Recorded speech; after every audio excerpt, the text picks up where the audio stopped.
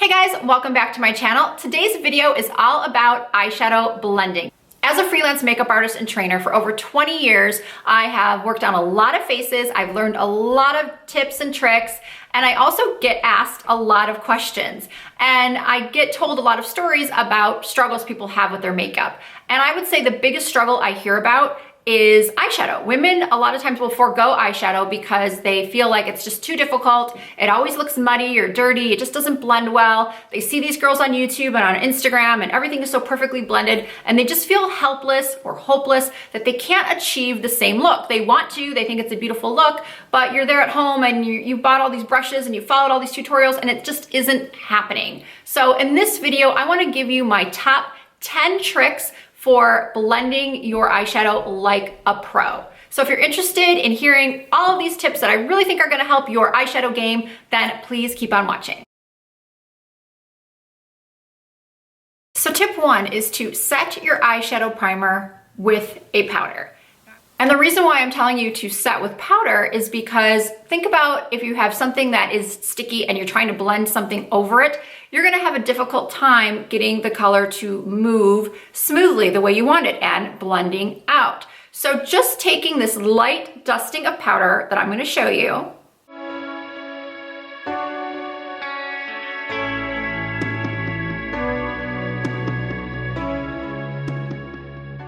doing this quick step will ensure that any shadow you put on the lid next is going to blend out really, really nicely. You're not gonna have it sticking to the lid. You're not gonna have a patchy deposit of color. It's just gonna blend really, really nice. And all it takes is a couple seconds to just pop that powder over your primer. If you go right in with, say, a dark brown or a black or even a mid-tone brown, sometimes you'll end up looking really, really muddy. And we've all been there where we start to do an eyeshadow look, we place down the first color, it looks okay, we place down another color, and then all of a sudden it's not blending well, it's looking muddy, it's looking dirty, and you're just wanting to take it all off and start over. But if you start with a light shade first, lighter than you think you need, it's gonna help that next color to not be as intense so you can build. So build up, especially if you're doing a dark smoky eye, make sure that you're using a mid-tone brown first, then a darker brown, and then a black. It will look 100 times better, I promise you.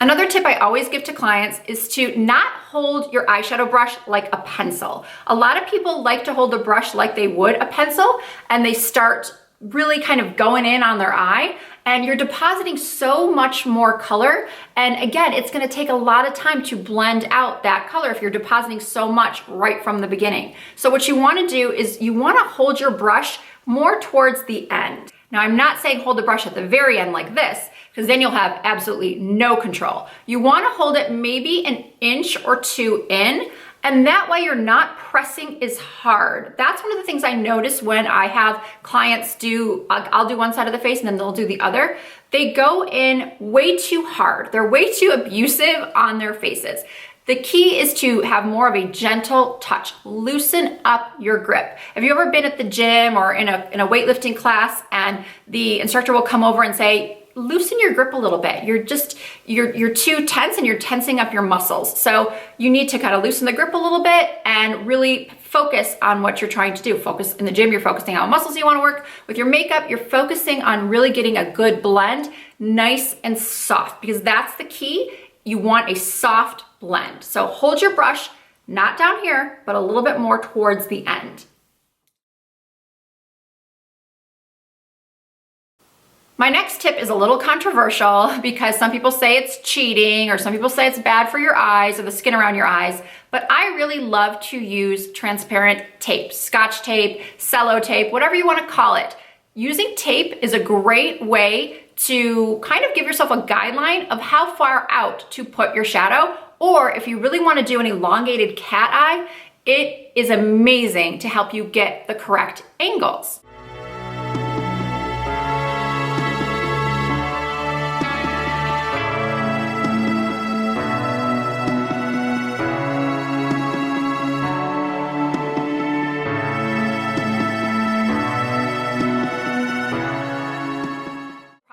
There are also products made specifically for that purpose. They're called shadow shields. I find those to be a little bit too sticky, and tape is just easiest for me personally. And especially if you're someone with downturned eyes, hooded eyes, you just always seem to get eyeshadow outside of where you want it, and then you're spending a lot of time cleaning up. There are other ways to do the cleanup, obviously. You can use just makeup remover to kind of get that angle, or you can use a wipe. But I find tape is just the easiest for me. It gives me the sharpest line, and it's the best way for me to then go and do my liquid eyeliner if I'm choosing to do so that day, because it just, once again, gives you that really sharp angle, and I just follow along with my liquid liner. Another thing I see a lot is people taking the brush and going back and forth to blend. There are two ways you want to apply eyeshadow. Unless you're working on the lid where you can go up and down, like do a swipe on the lid or work right to left. When you're doing a crease color or an outer V color, you want to do one of two motions. For a crease color, you usually want to do a windshield wiper motion. So practice going back and forth like this. And then for your outer corners, it's best to make small circles.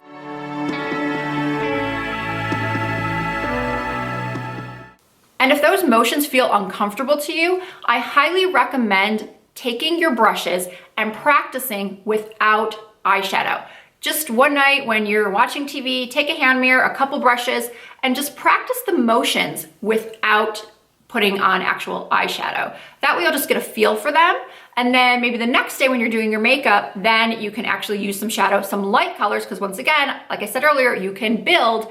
Just practice blending using those circular motions or that windshield wiper motion. I'm telling you, those simple changes in the motion of your blending will make a huge difference.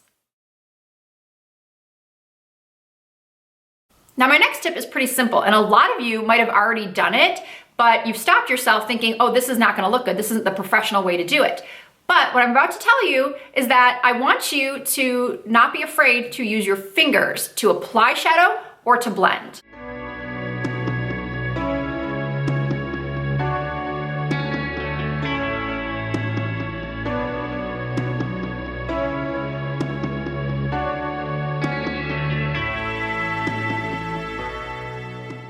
Now, as you just saw in that clip, I use my finger to apply the lid color. And I do that a lot, especially if I start working with an eyeshadow that's not as pigmented as I assumed it would be. If I go back in with my finger and really pick up the color and then place it on the lid, it becomes sometimes 10 times more vibrant, and I love it so much more than I did if I was just using a brush. It just comes off as so much more pigmented. You also saw you can use your finger to blend out maybe a transition color that got too high, or you maybe want to take your underbrow color and use that to kind of help shape the transition color. Don't be afraid to use your fingers. They're great tools. If you're familiar with NARS, Francois NARS, he's an amazing makeup artist. And when I first started my career in makeup, I actually had the opportunity to meet him and talk to him a little bit about his philosophy, and he was huge on using fingers for everything. He liked to touch the face. He liked to feel the angles of the face and just really work with people's skin. And it wasn't just with applying foundation. It was applying cream blush with his fingers. It was dabbing on a lipstick with his fingers. It was blending eyeshadow with his fingers. Now, some people might think that this next tip is the same as one of the ones I mentioned earlier, which was starting with light colors and then building to darker ones. Well, this tip is starting with less product, actually. So it's not just the colors that you want to build up going from light to dark, but you also want to use minimal product first and then build up. If you are doing a dark smoky eye, not only do you want to go from your mid-tone brown to your darker brown to your black, you also want to build up the color. Don't go right into that black color and swirl around and tap and apply to your eye. You want to just gently tap your brush, maybe just the tip of the brush, then tap off your excess, and then apply that dark color and build up. Because once again, it is so much easier to start off with less and build up than to try to tone down something that's become too intense or too harsh. So tip number 8 is to have an extra set of clean brushes on hand. Whatever your favorite crease brush is, it doesn't have to be the exact same one, just another one that's clean, that you haven't used to apply your eyeshadow. Because once you've completed your look, or maybe even if you're just halfway through, it's a good idea to go back in with a brush that has no product on it and make sure that you have really blended all those harsh lines. Because if you go back with a brush that still has product on it, sometimes you'll be depositing more, or sometimes you might jerk your hand the wrong way and then you end up getting more product like up here, especially once again, hooded lids.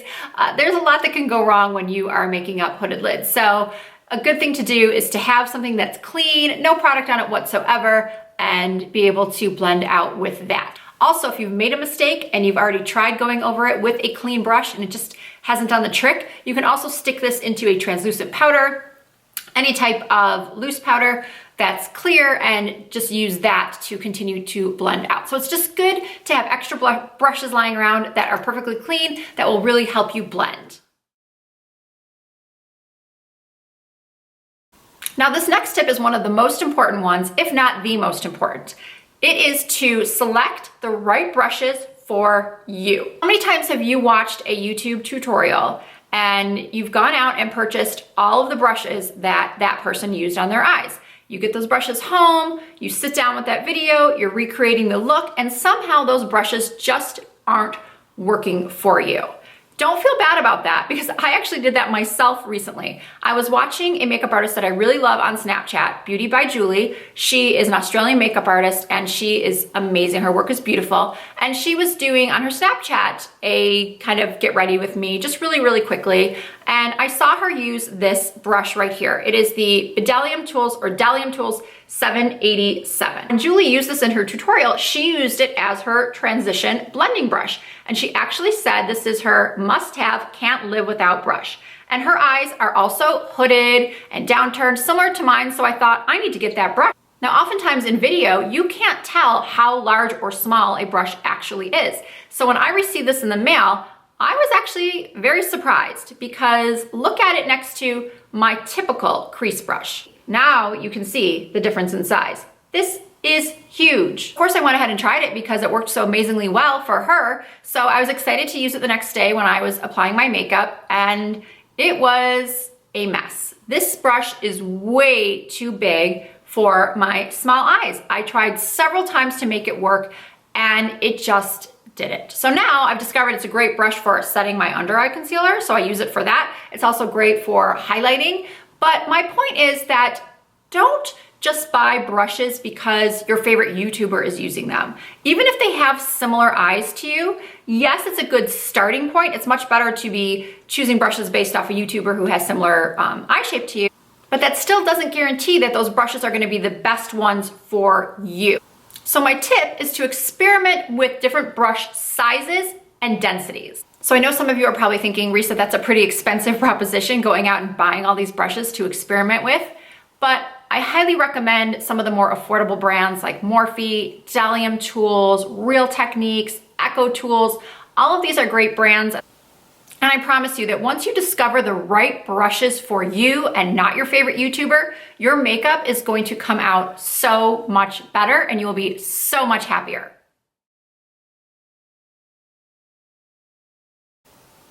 And now it's time for my final tip. Take a selfie to check your work.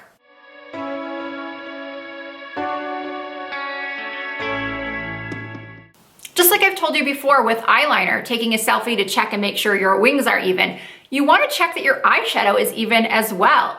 I don't know about you, but my eyes are not exactly the same. One is more hooded, one is more downturned. I need to make them appear even. So taking that selfie helps me to look back at the photo and see, do I need to blend higher on one side?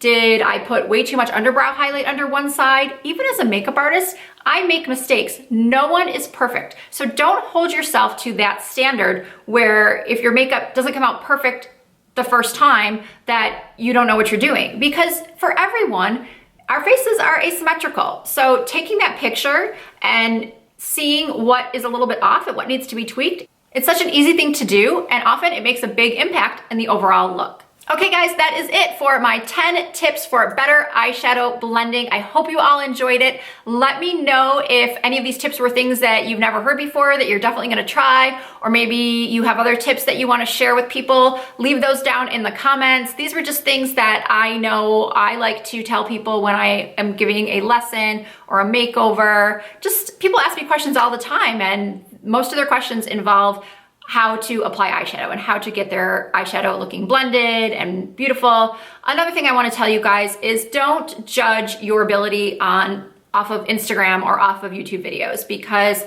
that is just the quickest way to make yourself feel inferior. So much of what you see on Instagram, that blending, is photoshopped. Whether they want to admit it or not, much of it is photoshopped, smoothed, but that doesn't mean you can't achieve beautiful real life blending. If you did enjoy the video and you found it helpful, I appreciate you giving it a thumbs up. I always appreciate your comments. I love hearing from you guys. Please subscribe to my channel if you're not already. You can also follow me on Instagram, Snapchat, Twitter, Facebook. All of those things are Risa Does Makeup. Thank you again for watching, and I'll see you very soon.